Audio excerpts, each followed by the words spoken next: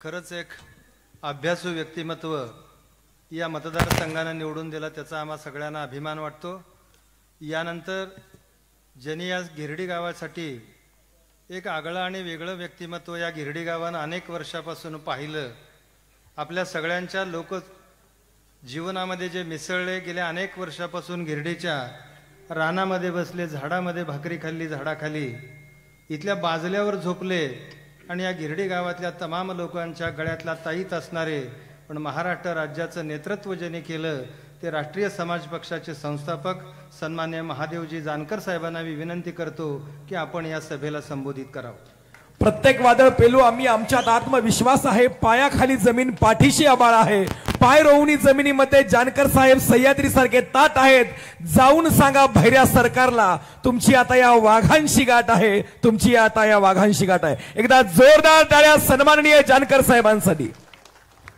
छत्रपती शिवाजी राजे, महात्मा ज्योतिबा फुले, विश्वरत्न डॉक्टर बाबासाहेब आंबेडकर, राजमाता महाराणी अहिल्याबाई होळकर, स्वामी विवेकानंद, संत ज्ञानेश्वर, संत तुकाराम या सर्व संतांना अभिवादन करून आज शेतकऱ्यांच्या आसूड मेळाव्यासाठी मार्गदर्शक म्हणून आलेले माझे मित्र, प्रहार संघटनेचे अध्यक्ष बच्चूभाऊ कडू, दुसरे माझे मित्र या माढा मतदारसंघातले विद्यमान अभ्यासू खासदार धैर्यशील मोहिते पाटील, या तालुक्याचे आमदार आदरणीय डॉक्टर बाबासाहेब पाटील, आणि कैलास पाटलांचा फोन आला, उद्धवसाहेब आल्यामुळे ते सोलापुरातून गेले, थोड्याच वेळास लंकेसाहेब देखील इथं पोचतात असा त्यांचा मेसेज आलेला आहे। या सर्व मंडळींचं, पत्रकारांचं, बंधू भगिनींचं आणि शेतकरी कामगार पक्षाचे सर्व नेता मंडळी, कार्यकर्ता, राष्ट्रवादी काँग्रेस पक्ष शरदचंद्र पवार साहेबांचे सर्व नेते मंडळी, कार्यकर्ते, शिवसेना उद्धव बाळासाहेब ठाकरेंचे सर्व कार्यकर्ते, नेता मंडळी, प्रहार जनशक्ती पक्षाचे सर्व नेते कार्यकर्ते, स्वाभिमानी शेतकरी संघटनेचे सर्व कार्यकर्ते, बळीराजा शेतकरी संघटनेचे सर्व कार्यकर्ते आणि काँग्रेसचे देखील आलेले कार्यकर्ते, यांचं सर्वांचं मी पक्षाच्या वतीनं आभार मानतो, अभिनंदन करतो। बांधवांनो, गेली 3 महिने झालं धैर्यशील भैया आमची पहिली मीटिंग झाली पुण्यामध्ये। बच्चूभाऊ होते, राजीव शेट्टी होते, सर्व शेतकरी संघटनेचे नेते होते। त्या मीटिंगला मला वाटते त्या दिवशी मी नव्हतो, पण आमचे अजित पाटील प्रतिनिधी होते। त्यावेळेस आम्ही ठरवलं की ह्या विद्यमान सरकारला जातीत भांडणं लावायचे आहेत, मग ह्यातून वेगळा काय विषय देता येईल आपल्याला, तर आम्ही शेतकऱ्याचा मुद्दा दिला। कुणाला जातीचं नाव घेऊ, कुणाला धर्माचं नाव घेऊन राजकारण करायचं आहे, आम्हाला शेतकऱ्याचं नाव घेऊन, शेतमजुरांचं नाव घेऊन, दिव्यांगांचं नाव घेऊन, कामगारांचं नाव घेऊन आणि मेंढपाळांचं नाव घेऊन जर आपल्याला समाजकारण करता आलं तर ते करण्याचा आपण प्रयत्न करावा, अशा लेवलची पहिली मीटिंग झाली। दुसरी मीटिंग झाली औरंगाबादला, त्याला देखील सर्व शेतकरी संघटनेचे नेते, राष्ट्रवादी काँग्रेसचे राजेश टोपे साहेब, शिवसेना उद्धव साहेब गटाचे कैलास पाटील, बच्चू कडू, राजू शेट्टी, आम्ही प्रत्येक ठिकाणी होतो। माझ्या माहितीप्रमाणे 33 जिल्ह्याचा आम्ही दौरा पूर्ण केला, बांधावर गेलो आणि ठरवलं की बाबा रे, आपल्याला शेतकऱ्याला काय करता येईल, जागं कसं करता येईल, त्या माध्यमातून हा प्रोग्राम झाला। मग राष्ट्रवादी काँग्रेसच्या पवारसाहेबाशी बोलणं झालं, नंतर आम्ही उद्धव साहेबाशी देखील बोललो, राजसाहेबाशी देखील बोललो। अशा साऱ्या लोकांची मोड बांधून जर आपल्याला काय करता आलं तर तो प्रयोग करण्याचा आम्ही प्रयत्न करतोय। म्हणून आम्ही स्वतः जिथं जिथं, आता काल बच्चूभाऊ अमरावतीला होते, मला वाटतं कलेक्टरलाच कोंडून ठेवलं होतं तुम्ही, रात्री तिथून निघाले। मीही रोज एका कुठल्या तरी जिल्ह्यात, कुठल्या तरी तालुक्यात आम्ही असतोय। माझी तुम्हाला विनंती आहे, हा शेतकऱ्याचा लढा हा स्वाभिमानाचा लढा आहे, सत्याचा लढा आहे। ज्या महात्मा फुलेनं शेतकऱ्यांचं आसूड लिहिलं, त्या शेतकऱ्यांचा आसूडचा आज हंटर खासदार साहेबाला दिला, बच्चूभाऊला दिला, बाबासाहेबाला दिला, ते हंटर मारण्यासाठी दिलेलं आहे। आमच्या खासदारांनी बुद्धिशीत बोलले, पण आमचं म्हणणं आहे खासदार साहेब ते गोड बोलतात का हे न बघायचं, ह्यांना उलटूनच टाकण्यासाठी आजची सभा आहे, उलटूनच टाका।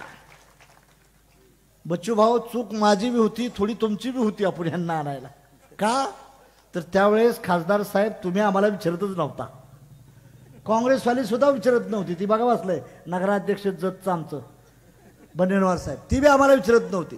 म्हणून आम्ही गंमत करण्यासाठी काय केलं, मुंडे साहेबांनी सांगितलं म्हणून मी, राजू शेट्टी असेल, बच्चूभाऊ असतील, आठवले साहेब असतील, सर्वात थोड्यांनी 4-5% मताचा खेळ केला.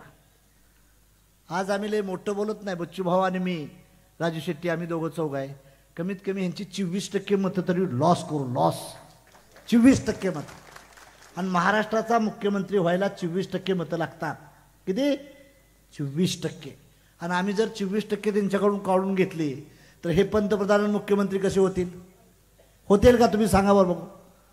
मग विजयसिंह मोहिते पाटलांचं आमच्या स्वप्न होतं स्थैर्यीकरण भीमाचं, ते पास करू ना आपण. त्यांना मागायची गरज लागणार नाही. I am not demander, we are a commander. आम्ही भीक मागणार नाही. आम्हीच तुम्हाला सत्तेत बसवलं होतं.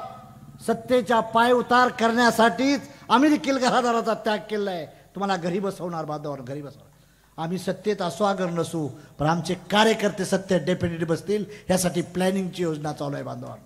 म्हणून माझी तमाम शेतकऱ्याला विनंती आहे, बाबा मागल्या 8 दिवसापूर्वी तुमच्या गावात एक तालुक्यात एक प्रोग्राम झाला, त्याच्यापेक्षा डबल आणि सोसित आजचा प्रोग्राम तुमचा झालेला आहे. बाबासाहेब पाटील हे लक्षात ठेवा. तुम्ही आज विजय झालेला आहे. ज्या गणपतराव देशमुखाचा त्याग आणि कष्ट, सरकारमर्शी मोहिते पाटलांचा त्याग, विजयदादांचा देखील त्याग आहे. विजयसिंह मोहिते पाटील देखील त्यागी माणूस आहे. बांधवांनो, विकासाच्या दृष्टीनं आम्ही हे करत गेलो तर वेळ लागणार नाही. मला आणि बच्चूभाऊला काय नाही, आम्ही दोघंही फकीरच आहे. फकीर फकीर बरोबर आहे का? फकीर आहे. आम्ही करू ते गरिबासाठी करू, वंचितासाठी करू. ह्यांना मस्ती आहे, आम्ही ह्यांचा आमदार फोडू, ह्यांचा पक्ष फोडू. खासदार साहेब, ही खरंच भाजप लय मोठी असती तर कशाला पवार साहेबाचा पक्ष फोडायचा, कशाला उद्धव साहेबाचा पक्ष फोडायचा? अहो त्याचा राहू द्या, माझाही फोडायचा प्रयत्न केला त्यांनी.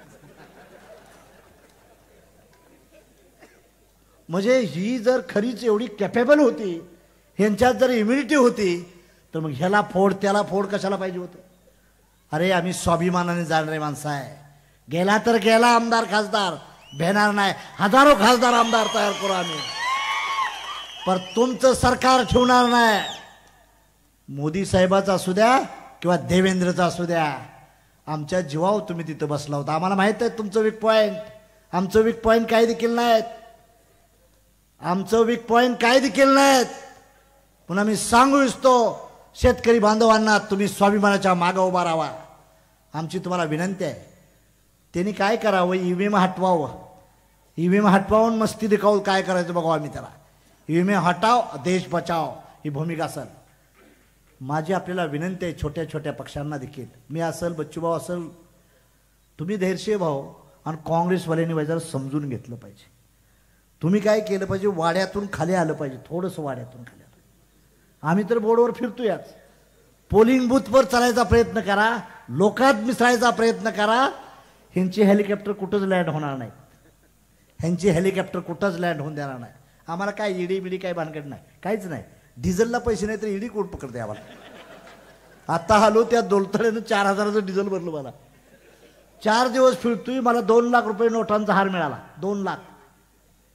काल त्या बहेला गेलो बोरगावला, बाबा आपल्या जयंत पाटलांच्या गावा शेजारी आमच्या गणेश शेवाळे, तिथं मला 7,000चा हार मिळाला. इंदापूरला 50,000चा मिळाला.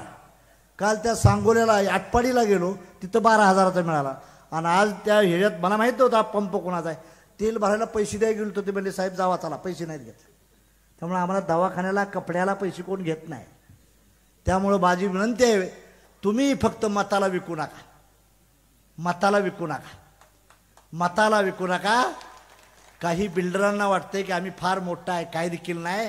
तुम्ही स्वाभिमान फक्त गहाण ठेवू नका. आम्ही तुमची लढाई लढल्याशिवाय, जिंकल्याशिवाय राहणार नाही बांधवांनो. 28 तारखेनंतर शेतकऱ्याचं आंदोलन, बच्चूभाऊ वगैरे आम्ही नागपूरला घेतोय. तिथं जर 1.5 लाख लोक आपली हजर राहिली तर सरकार हादरल्याशिवाय राहणार नाही. आणि 28 तारखेला आपण यावं ही माझी तुम्हाला विनंती. आम्ही आहे तिथं, आम्ही थांबणार आहे, तिथंच थांबणार आहे. त्यांना वाटायचं आहे ना शेतकऱ्यानं काय केलं पाहिजे, आम्ही दुधाचा दर मागू, ह्याचा मागू, तुम्ही तिथं आम्हाला साथ दिली पाहिजे.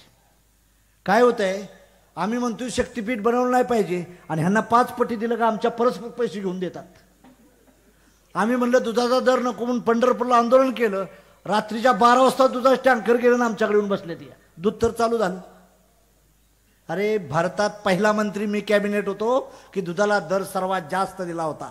सर्वात जास्त दुधाला दर. एक्सलंट मिनिस्टर म्हणून भारताच्या पंतप्रधानांनी माझा सत्कार केला.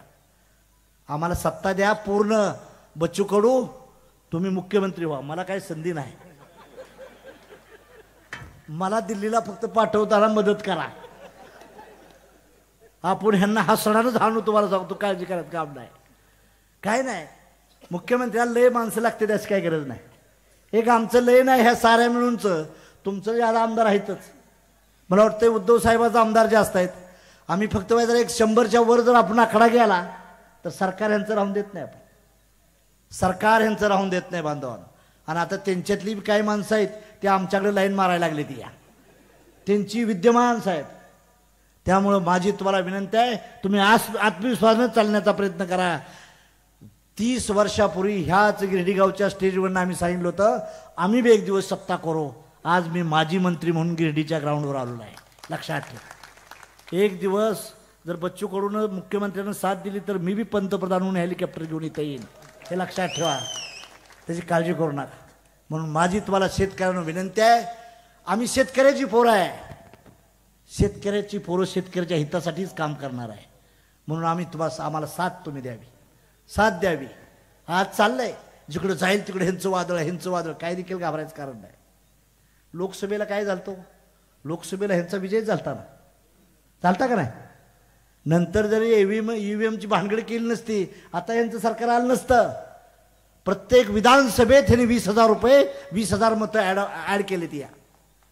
दुर्दैव एवढं की माझ्या पक्षाचा अक्कलकोटचा आमदार संजय बंडगर सुनील बंडगर तो दादानं भरपूर खर्च केला. त्याच्या गावात 0 मतदान आहे राष्ट्रीय समाज पक्षाच्या उमेदवाराला. त्याच्या आईचं नाही बायकोचं नाही भावाचं नाही त्याचंही मतदान नाही. मी पहिली पत्रकार परिषद घेतली होती दिल्लीला की ईव्हीएम बदला आणि देश वाचवा संविधान वाचवा.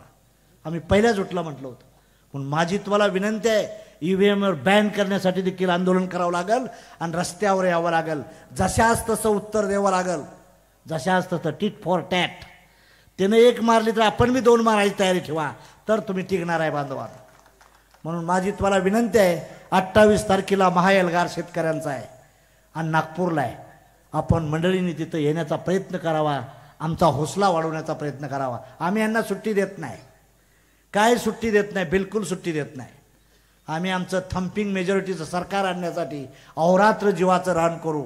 साऱ्या मित्रपक्षांना एखादी जागा धैर्यशीदा आम्हाला कमी द्या परत आपण एकत्र बसूया. आम्ही म्हणणार नाही की आम्हाला हेच जागा द्या म्हणून. परंतु त्या गोष्टीनं घडत गेलं तर उद्या विश्वास वाढेल जाईल. आज ह्यांची सत्ता आहे उद्या ह्यांची सत्ता राहणार नाही एवढा तुम्हाला शब्द देतो. आणि आपण मंडळी सर्वजण आला. बच्चूभाऊ आले, खासदार साहेब आले, बाबासाहेब आले. सर्वांचं मी हृदयातनं आभार मानतो अभिनंदन करतो. आणि आपण 28 तारखेला नागपूरला याचाल असं अभिवादन करून आत्ताच मला वाटतं निलेश नग्गे साहेब येतील. बच्चू भाऊंना विनंती करतो की तुम्ही लोकांना तुमच्या वराडी भाषेत प्रबोधन करा एवढीच विनंती करतो. जय हिंद जय भारत.